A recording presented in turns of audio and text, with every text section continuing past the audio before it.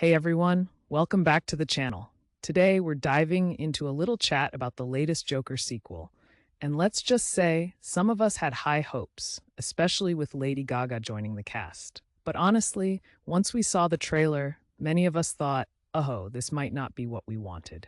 So let's break down why this movie didn't quite hit the mark and what went wrong with our friend Arthur Fleck. Character development, Arthur Fleck.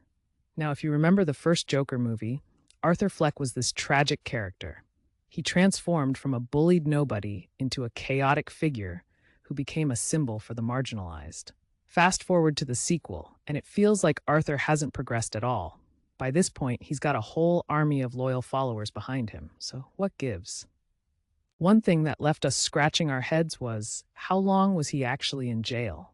It seemed like he just popped in and out without any meaningful change. And here's the kicker. It took him meeting Lee to get his life back?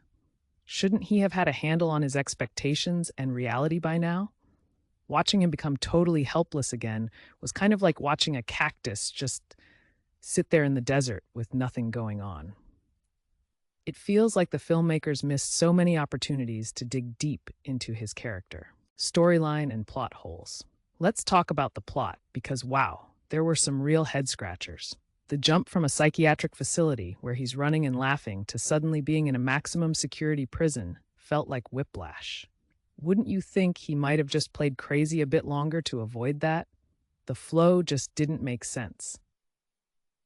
And then there's Arthur's motivation, or lack thereof. In the first movie, he was this force to be reckoned with.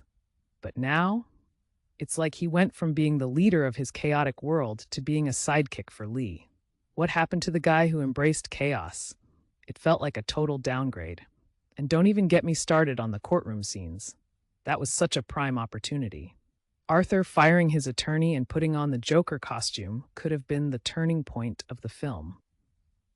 It's as if the movie had a few plot twists lined up and decided to throw them out the window instead. Imagine if he escaped during the court scene, taking up the mantle and bringing in a new Joker. That would have been a wild ride. Instead, we got a somewhat anticlimactic ending, and it leaves you feeling like they could have taken the story in so many cooler directions. Thematic elements. So, what about the themes? One could argue that the sequel really dropped the ball on exploring some of the deeper aspects. It misses out on the whole chaos versus order vibe that made the first film so compelling. We were left wanting more exploration of societal expectations, right? And let's not forget about Lee. He played a significant role in spurring Arthur's actions, but did we really dive into that relationship as deeply as we could have? There were so many layers there, like how his chaotic nature might have clashed with her character. It felt like that relationship could have added some rich texture to the story if they had explored it a bit more. So, wrapping it all up, it feels like the sequel didn't just fall short. It misfired on several key elements that could have made it shine. We missed out on character development for Arthur and saw a confusing storyline filled with plot holes. The missed opportunities really left us with a bad taste, didn't they?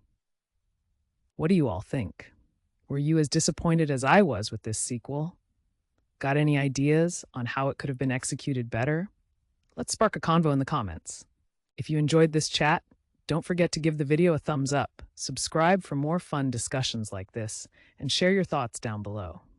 What should we dive into next? Could it be more about the Joker universe?